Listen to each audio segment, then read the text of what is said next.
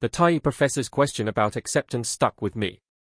His narrow tongue darted out of his green mouth, licking his eyeballs clean, a sign of discomfort among so many students, as his species were primarily loners.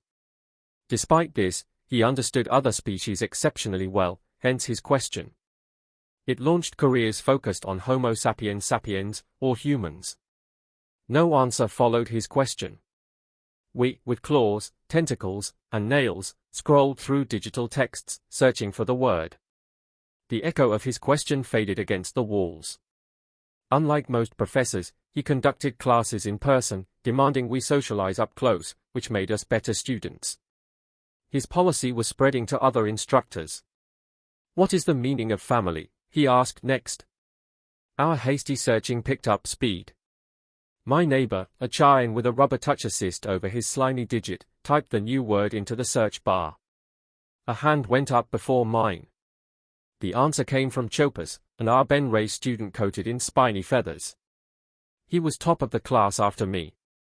My frustration burned as he did me, only for relief to flood my air sacs when the professor shook his head. "No, that is a definition, but not the one I mean," Professor Sex said, licking each of his 5 eyes in rapid succession. He hated correcting people but knew the definition he sought was not in the book. I raised my fur-covered arm, opened my elongated jaw, and spoke, trying to keep my tail still. "Professor, no other meaning is present in the book. Please, can you tell us what you mean?" He made a noise I'd never heard, imitating some species we hadn't seen up close. This marked the beginning. He pushed a button, and a curious creature appeared on the screen. His mouth made a double kind of noise. The bipedal species on screen had fur on their round heads, small thin lips, and only 2 arms. This is the species you will learn the answers to those questions from.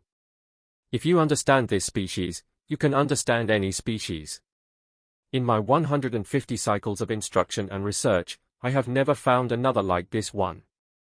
They bond with inanimate objects, fictional characters, unknown infants, and outsiders as strongly as Vason Oviraptor with its own eggs.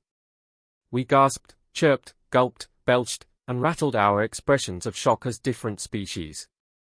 I know it sounds impossible, but this is the only species capable of finding family and forming communities out of any species, or at least any they've been observed with. They domesticate predators and bond even with species that might otherwise eat them. If one is rejected by its parents, it may find new ones or fill that role. There are stronger, smarter, faster, and longer-lived species, but none more passionate. They are in their mating season all year long, constantly forming new groups that grow and change. If you get one to bond with you, they will die for you without regret. There is no species as full of contradiction as Homo sapiens sapiens. They love and hate deeply, laugh, and are both greed and generosity given flesh. They appear weak, but these contradictions make them the apex predator of their planet. No invading armada dares cross into a system where a human colony has formed bonds with others. The great victory of 47,592 was brought about by this species acting on a distress call from my own species when I was a child. A human starship responded instinctively to our call for aid and destroyed themselves in a suicide run, which crippled the invaders. Self-termination for another species? The professor paused at the rhetorical question. It seemed at odds with reason. No species I knew would do that, though I'd heard of that victory. The strange vessel was barely a footnote. Humans were not even named. A low rumble of doubt passed among us all. I promise you it is true. I was there. That was the cause of the peace which followed. Self-termination for another species was unheard of, and the Zenti didn't know what to make of it. I was on the station during impromptu negotiations and began studying humans by both sides. I knew I had to learn more and spent my life among them as soon as I could. I spent 100 of their years in a single human community. Within 10 years, I gained acceptance, then became a neighbor, brother, and uncle. I watched their generations grow, age, and die. To my shock, I felt that grief myself. Knowing humanity's depths is finding them in ourselves. That's how I got here. That's why, he leveled his shaking finger claw at us, and we sat more alertly, you will spend the next 50 years in an extended study of humans. Join their communities, learn about them and yourselves. When you're through, you'll know what family means in a way you never dreamed and carry that spark to your homeworlds. Who can say what will happen, but I think we'll have a better galaxy for it.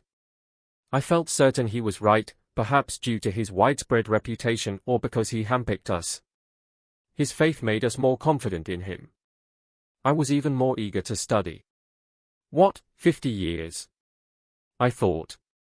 I didn't know yet, but in the last days of my 50th year, I would know the answer, the best years of my life. But I'm getting ahead of myself. I should tell you my species. I'm Dacer. We're furry, with 4 upright ears on each side of our head, slightly triangular. We have tails as long as a human arm, curved legs fixed at the knee, and 2 arms capable of locking at the elbow to run on all 4s. Our mouths are elongated with sharp teeth. My fur is a mix of russet red and black. I look somewhat similar to their dogs. As we neared the human sector, some chose not to make the trip, something they'd regret for the rest of their lives. The human sector was far, taking months of travel by even the fastest ship, until humans invented a new method of redoubling speed by electron recombination. But that's for the astrophysics department. I was concerned with learning as much as I could. The professor earned his status by providing us with a wealth of information in the days leading up to our trip: human entertainment, mythology, music, religion, and social conventions. That was the first time I realized why Homo sapiens sapiens can be so terrifying. It wasn't their love of fear, but that they needed the impossible to feel threatened. Anything else was ordinary. Their films told of human triumph, which some thought self-aggrandizing, but our teacher put it this way: humans made the leap into the void in 1/10 of the time it took my species to find the courage. They defined themselves by their will to overcome anything, pushing beyond limits to make new ones for the next generation. Dying for a friend or ideal, a human will throw away their life for an infant, where others might consider offspring expendable.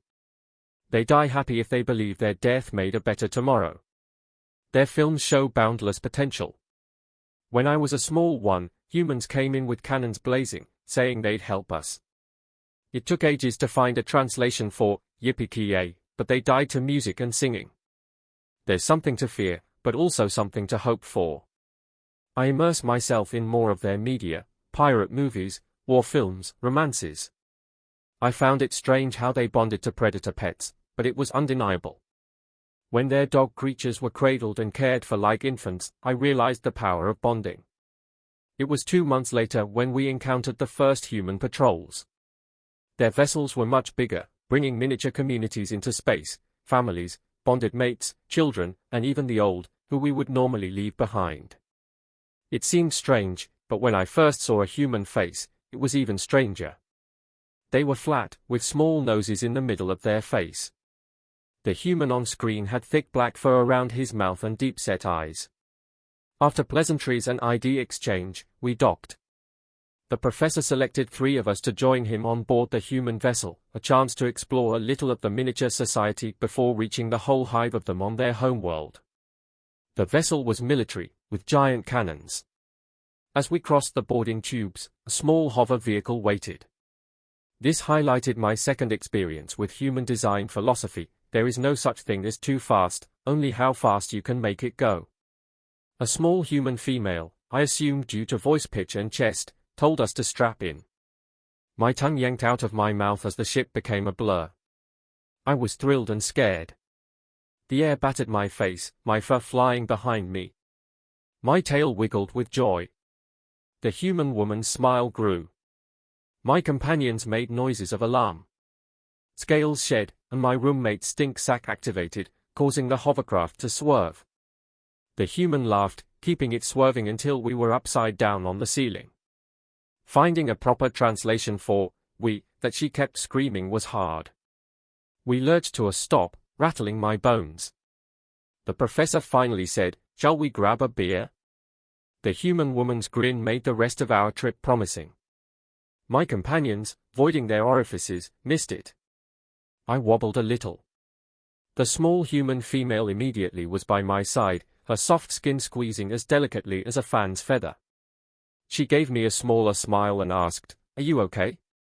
"I'm fine, thank you. Please don't worry about it." I knew what to say from the videos, and she responded with a broad smile. My professor's words came back as we disembarked. The professor led us through the corridor. I was impressed by the complex construction of their ship. Most of it was metal with plastic overlays, but the intricate piping and conduits were fascinating. As we passed through an open door, we entered what I would later learn was their recreation area. It was a large, open space with various activities taking place. Some humans were lifting heavy objects, while others were engaged in what appeared to be a form of combat. They were laughing and encouraging each other. There was a sense of camaraderie in the air, something I had not seen among other species. The professor approached a group of humans who were sitting around a table playing a game involving cards and small rectangular objects. They greeted us warmly, offering us seats and explaining the rules of their game. The professor encouraged us to participate, and despite our initial confusion, we quickly got the hang of it. The humans were patient, explaining the nuances of the game and sharing stories about their lives. We spent hours there, learning not just about the game, but about the human sense of humor, their willingness to share and teach, and their innate curiosity about us. By the end of the evening, we were no longer strangers but part of their community. As we left the ship and continued our journey, I couldn't stop thinking about the humans. There was something about them that was different from any other species I had encountered. They were complex, contradictory, and unpredictable. But they were also warm, welcoming, and full of life. I realized that the professor was right. Understanding humans would indeed give us a better understanding of ourselves. And as I looked around at my companions, I saw that they, too, had been affected by the experience. We were all eager to learn more, to immerse ourselves in the human world and discover the answers to the questions the professor had posed. What is acceptance? What is family? I had a feeling that the next 50 years would be the most important of our lives.